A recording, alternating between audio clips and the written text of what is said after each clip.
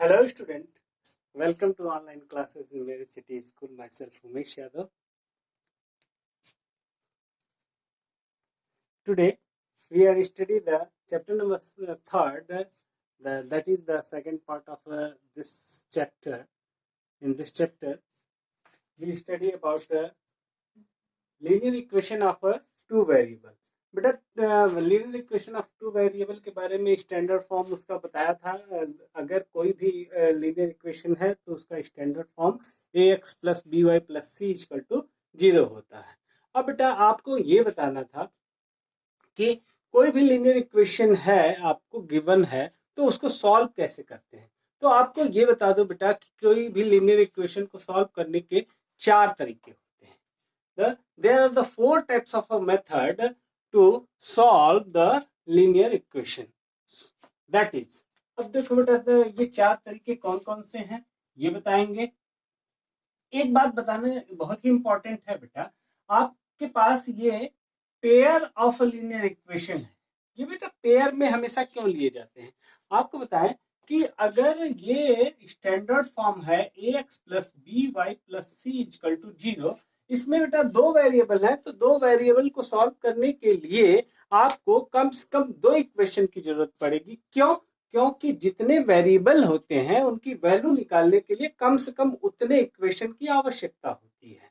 बात क्लियर हो गई? अगर 3 वेरिएबल है तो आपको 3 इक्वेशन, उसको सॉल्व करने के लिए 3 इक्वेशन की जरूरत पड़ेगी। 4 वेरिएबल है तो 4 इक्वेशन की जरूरत पड़ेगी। बात क्लियर हो गई बेटा? तो ये आपको आपके पास ये 2 लीनियर इक्वेशन है a1x plus b1y plus c1 equal to 0 and a2x plus b2y plus c2 equal to 0। ये 2 इक्वेशन है। अगर इसको सॉल्व करना है तो सॉल्विंग मेथड बेटा, इसको 4 मेथड है। पहला ग्राफिक मेथड बेटा, दूसरा आपका है बेटा कौन सा, इल्यूमिनेशन मेथड,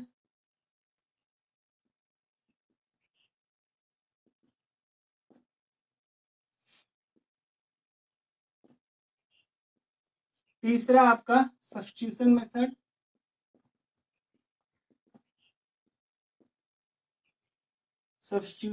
मेथड, और चौथा जो आपका लास्ट है बेटा वो है क्रॉस मल्टीप्लिकेशन मेथड। ओके बेटा, ये चार मेथड से आपकी कोई भी लीनियर इक्वेशन क्या होते हैं, सॉल्व होते हैं। बात क्लियर हो गई? तो सबसे पहले हम ग्राफिक मेथड की बात करते हैं बेटा। तो ग्राफिक मेथड को बताने से पहले कुछ महत्वपूर्ण बिंदुओं पर हम ध्यान देंगे। वो क्या है बेटा, इससे पहले आप सुन लीजिए कि ये क्या है, लीनियर इक्वेशन है। तो लीनियर इक्वेशन है तो ये किसी लाइन को क्या करेगा, रिप्रेजेंट करेगा। बात क्लियर हो गई? तो लाइन को, अगर 2 लीनियर इक्वेशन है तो 2 अलग अलग लाइन को रिप्रेजेंट करेंगे। तो वो लाइन की प्रॉपर्टी क्या होगी, यानी कि अगर इसको ग्राफ पे प्लॉट करें, अगर कोई भी 2 लीनियर इक्वेशन दिया है तो वो लीनियर इक्वेशन को देख के हम बता सकते हैं कि इससे जो लाइन प्लॉट होगी, ग्राफ पे हम जो लाइन प्लॉट करेंगे वो किस प्रकार की होगी। यानी लाइन 3 कंडीशन में होंगी बेटा। पहला, या तो बेटा ये दोनों ही लाइन इंटरसेक्ट करेंगी बेटा, यानी 2 लाइन है तो दोनों लाइन एक दूसरे को 1 पॉइंट पे क्या करेंगी, इंटरसेक्ट करेंगी। कोई भी इक्वेशन दिया है कैसे सॉल्व करेंगे उसको देखेंगे। दूसरा क्या है, या तो बेटा वो लाइंस कौन साइड्स होंगी, क्या होंगी, कॉन्सिडेंट्स। ओके बेटा, या बेटा तीसरा पैरेलल होंगी, या तो पैरेलल होगी। 3 कंडीशन आती है, या तो दोनों लाइन एक दूसरे के पैरेलल हो जाए, या तो बेटा एक दूसरे पर ओवरलैप करे। कॉन्सिडेंट्स का मतलब ओवरलैप, यानी दोनों ही लाइन एक दूसरे पर हो। ओके ना? या तीसरा कि ये दोनों लाइन किसी एक पॉइंट पर एक दूसरे को इंटरसेक्ट करें। ये 3 कंडीशन होती हैं। अब ये 3 कंडीशन कब होती हैं, इसके क्या मेथड्स होते हैं ये जान लीजिए। इक्वेशन को देख के हम कैसे पता करेंगे कि ये कंडीशन आ रही है। ठीक है, तो देखिए ग्राफिक मेथड को हम बताएंगे। ग्राफिक मेथड को बताने से पहले इस पॉइंट्स को जानिए कि अगर कोई गिवन इक्वेशन दिया है, कोई भी इक्वेशन, ये मान लीजिए कि ये दो इक्वेशन दिए हैं, तो इन इक्वेशन को देख के हम कैसे बताएंगे कि ये लाइन पैरेलल है, इंटरसेक्ट कर रही है, कौन साइड्स हो रही हैं, यानी कि एक दूसरे पे ओवरलैप कर रही हैं। ठीक है बेटा।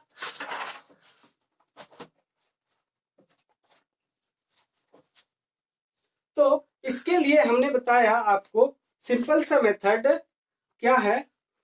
वो सिंपल सा मेथड है बेटा, क्या होगा,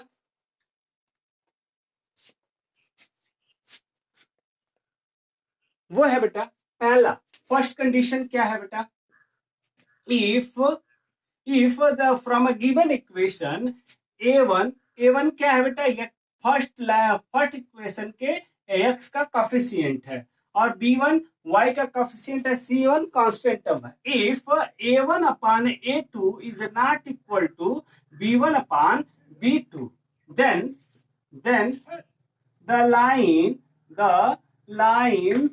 are intersecting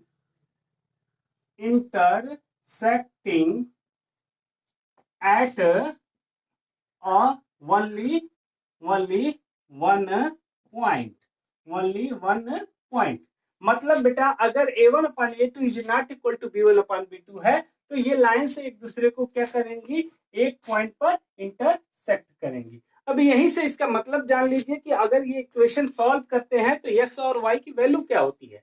इसका आशय ये होता है बेटा, अगर एक पॉइंट पर इंटरसेक्ट कर रही है, ये देखिए ग्राफ में ये दोनों ही लाइन एक पॉइंट पर इंटरसेक्ट कर रही है, तो x एक्सिस पर की ये इसका कोऑर्डिनेट निकालिए, तो x एक्सिस पर कुछ दूरी होगी और y एक्सिस पे कुछ दूरी होगी, मतलब x की एक वैल्यू होगी और एक y की वैल्यू होगी। बात समझ में आ गई। इसका मतलब अगर लाइन एक दूसरे को इंटरसेक्ट कर रही है बेटा, तो x और y की वनली एक वैल्यू होगी। Then so that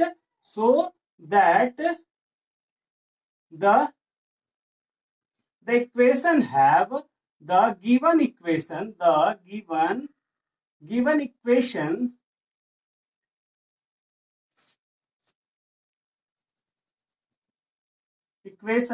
have only one value। बात समझ में आ गई।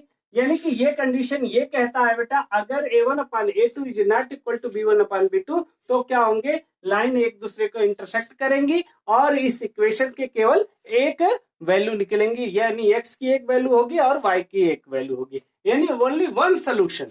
ये कह सकते हैं the equation have only one solution. Second term आपको बता दिया बेटा, second term if a1 upon a2 is equal to b1 upon b2 is equal to c1 upon c2। मतलब ये हुआ बेटा a1 upon a2, b1 upon b2 और c1 upon c2 है। देन इसका सोल्यूशन ये निकलता है, देन द लाइन्स आर कॉन्साइड्स